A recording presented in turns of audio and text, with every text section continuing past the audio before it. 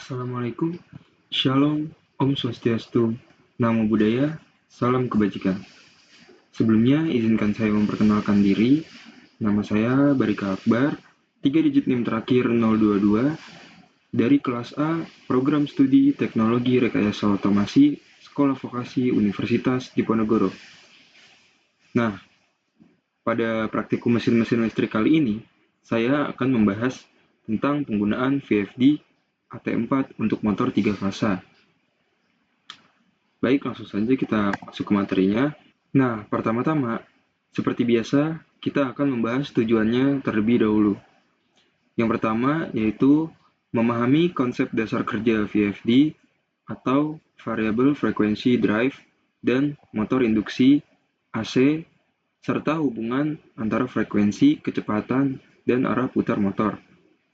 Yang kedua, menjelaskan fungsi dan spesifikasi teknis VFD melalui analisis datasheet dan mendemonstrasikannya penggunaan VFD untuk mengatur kecepatan, arah putaran, forward dan reverse, serta mode operasi motor listrik.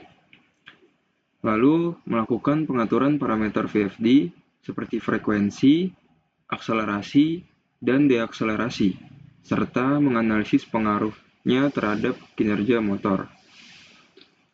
Dan menampilkan menganalisis hasil percobaan frekuensi, RPM, arus, waktu akselerasi, dan waktu deakselerasi, serta mengidentifikasi fitur tambahan VFD seperti misalnya jog mode, serta memahami penerapannya dalam sistem pengendalian motor listrik. Nah, jadi apa sih itu VFD? Jadi VFD itu adalah alat elektronik yang digunakan untuk mengatur kecepatan dan torsi motor induksi dengan cara mengubah frekuensi dan tegangan dari sumber listrik AC yang masuk ke motor. Fungsi utamanya dari VFD itu ada 4, yaitu mengatur kecepatan putar motor dengan mengubah frekuensinya, atau yang kita sebut F, lalu mengontrol arus dan torsi untuk efisiensi, lalu memberikan soft start atau stop sehingga motor tidak langsung tersentak saat dinyalakan, dan menghemat energi listrik pada sistem yang tidak selalu membutuhkan kecepatan penuh. Nah, untuk cara kerja VFD itu sendiri, itu sederhana. Itu ada 3, yang pertama rectifier, itu mengubah listrik AC ke DC, lalu DC bus, itu disebut filter, itu menstabilkan tegangan DC, dan inverter, yaitu mengubah kembali DC menjadi AC dengan frekuensi yang bisa diatur sesuai kebutuhan motor. Lalu kita masuk ke motor AC induksi. Nah, motor induksi adalah motor listrik AC yang bekerja berdasarkan induksi elektromagnetik antara stator, yaitu bagian diam, dan rotor, bagian berputar. Motor ini banyak digunakan karena sederhana, kuat, dan perawatannya rendah. Prinsip kerjanya yaitu ketika arus AC mengalir di lilitan stator, akan terbentuk medan magnet berputar, yaitu rotating magnet field. Medan magnet tersebut menginduksi arus listrik ke dalam rotor. Arus di rotor ini kemudian menghasilkan torsi atau gaya putar, sehingga rotor berputar mengikuti medan magnet stator. Dan rumus dasar kecepatan sinkron, itu rumusnya adalah Ns sama dengan 120 dikali F per P, di mana Ns adalah kecepatan sinkron atau RPM, dan F adalah frekuensi sumber, dengannya Hertz, dan P adalah jumlah kutub magnet pada motor. Nah, 120 adalah konstanta yang berasal dari 2 dikalikan dengan 60. Angka 2-nya itu berasal dari setiap kutub yang berpasangan, dan 60 digunakan untuk mengubah satuan frekuensi putaran per detik menjadi putaran per menit atau RPM. Nah, dari rumus ini, kita sudah bisa melihat bahwa kecepatan motor induksi tergantung pada frekuensi listrik yang masuk ke motor. Nah, di slide berikutnya nanti ada datasheet VFD. Mungkin bisa dipahami terlebih dahulu. Ini adalah perbandingan grafik frekuensi RPM dan frekuensi arus. Jadi, di sini untuk frekuensi 10, dia RPM-nya di 297. Lalu, di frekuensi di 20 sini, dia RPM-nya di 598, lalu di frekuensi 30 dia berada di RPM 898, lalu di frekuensi 40 itu ada di RPM 1197, dan seterusnya sampai frekuensi 100 yang berada di RPM 2921 dengan input A-nya 0,3 dan V inputnya atau V 234,3. Nah, di sini ada grafik juga. Ini adalah hubungan antara frekuensi yaitu Hertz dan arus input ampere.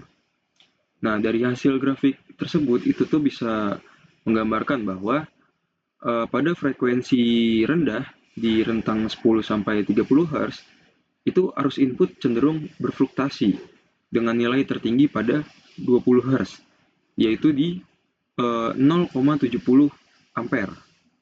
Lalu setelah frekuensi mencapai di 40 Hz, 40 Hz ke atas, arus menjadi stabil di sekitar 0,3 ampere atau 0,30 ampere. Nah, jadi ini tuh menunjukkan ke kita bahwa rentang frekuensi tinggi motor sudah berputar stabil sehingga beban arus tidak berubah signifikan. Nah, peningkatan arus pada frekuensi rendah biasanya disebabkan sama karakteristik awal motor induksi yang membutuhkan torsi lebih besar untuk mengatasi inersia saat awal berputar. Nah, di sini ada tabel yaitu perbandingan grafik akselerasi atau yang disebut P34 dan deakselerasi yaitu P42. Nah, di sini ada grafiknya hubungan antara setting P34 dan P42 terhadap waktu akselerasi dan deakselerasi. Nah, untuk yang P34 itu tuh grafik yang garisnya berwarna biru. Itu waktu akselerasi P34 dan garis yang berwarna kuning itu adalah waktu deakselerasi atau yang disebut P42. Nah, jadi grafik ini sudah memperlihatkan bahwa hubungan antara nilai setting P34 dan P42 yang disebut Hertz per second dengan waktu akselerasi dan deakselerasi per detik. Jadi garis yang biru tadi seperti yang sudah saya bilang itu akselerasi yaitu P34 dan orange-nya itu deakselerasi itu P42. Jadi semakin tinggi nilai P34 atau P42-nya, waktu akselerasi dan deakselerasi semakin singkat.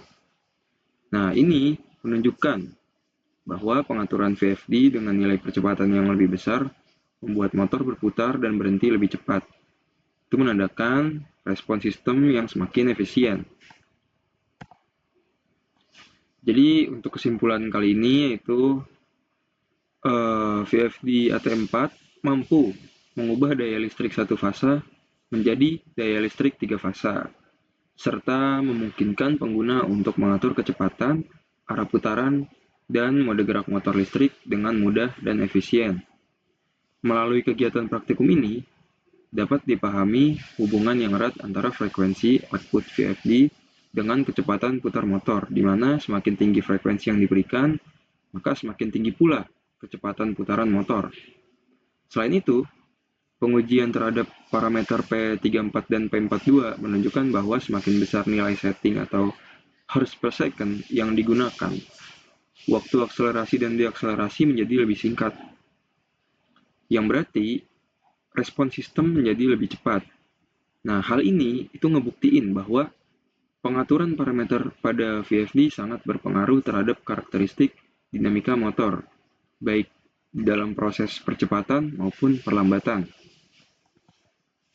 Jadi secara keseluruhan praktikum ini tuh ngasih tahu kita pemahaman mendalam mengenai fungsi kontrol dan karakteristik kerja VFD atau variable frekuensi drive, termasuk kemampuan dalam mengatur format driver, mode operasi, serta kestabilan performa motor listrik. Nah, dengan demikian, VFD dapat dikatakan sebagai perangkat yang sangat penting dalam sistem kendali motor modern, karena mampu meningkatkan efisiensi energi, fleksibilitas kontrol, serta memperpanjang umur motor melalui pengaturan kecepatan dan torsi yang lebih halus. Nah, baik, terima kasih. Sekian saja materi singkat dari saya. Mungkin Kita langsung saja next ke praktikumnya. Nah, jadi yang pertama kita pasang UPW dari motor. Kita pasang ke inverter. Dari pinggir motor. Nah itu apa? Nah, kemudian kita pasang kabel pasa dan netral dari kabel transformer.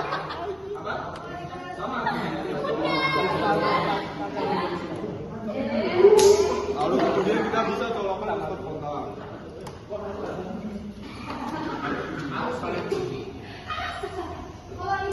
Ya, inverter nyala. Di sini aku akan menjelaskan tentang perbedaan forward dan reverse. Bisa dilihat di sini. Ini kan tampilannya di forward. Ketika kita run, nah maka motor akan berputar searah jarum jam. Kemudian kita stop dan kita ubah menjadi reverse. Di sini muncul indikatornya. Kemudian kita run kembali, maka motor akan bergerak lawanan arah jarum jam. Oke teman-teman, jadi di sini bisa dilihat untuk F-nya itu 50. Di sini adalah frekuensi set point-nya 50, dan pada saat kita pencet tombol hijau bertuliskan run di sini, maka motor akan berputar, dan di sini H yaitu frekuensi aktualnya. Stop. Lalu kita stopkan kembali, maka motor akan berhenti. Oke, di sini saya akan menjelaskan fitur jog.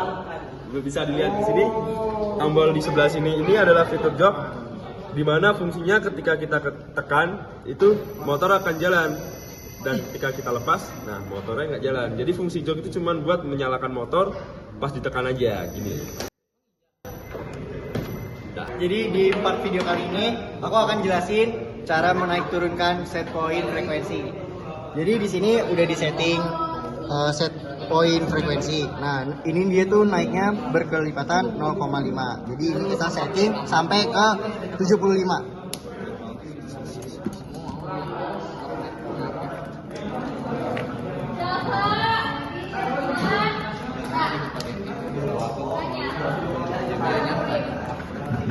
Nah, ini udah 75. Kalau di run itu dia akan mutar. Dan semakin tinggi frekuensinya, maka semakin tinggi pula RPM-nya. Terus kalau di stop, dia nanti akan berhenti. Halo semuanya, di sini aku bakal bagaimana cara kita mengatur parameter untuk mengatur frekuensi. Nah, nih lihat sini ya. Di sini kita lihat job sheet-nya. Job sheet-nya itu dia di parameter 6 tuh ada buat ngatur frekuensi. Jadi kita tinggal naikin. Nah, kalau udah ke 6, nah ini bisa buat kita ngatur frekuensinya, bebas mau seberapa. Ini buat ngatur misalnya 100 atau gimana. Intinya gitulah. Kemudian kalau udah tinggal kita pencet ini N. Oke, di sini saya akan menjelaskan untuk parameter ram akselerasi dan deakselerasi. Bisa dilihat di sini. Nah, di sini untuk ram akselerasi P32, P34. Masuk ke P34. Di sini angkanya 10. Semakin tinggi angkanya, semakin cepat motor akan mencapai ke frekuensi set point. Di sini kita atur ke 15. Kemudian untuk mengatur parameter deakselerasi, kita masuk ke parameter 42. Di sini juga sama, semakin tinggi angkanya, semakin cepat motor akan berhenti.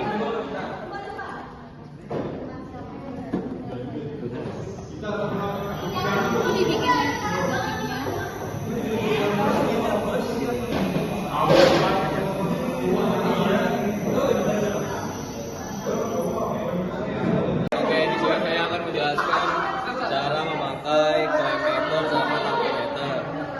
Jadi yang pertama itu kita nyalakan terlebih dahulu. Nah, untuk memakai ini klimator kita bisa masukkan ke salah satu kabel ini, kemudian kita atur ke arus. Nanti hasilnya akan keluar seperti ini. Jadi ini 0,6. Selanjutnya, kalau kita cara memakai tachometer, kita arahkan ke arah kertas ini ya teman-teman. Itu ke situ. Dan di sini keluar antara 2220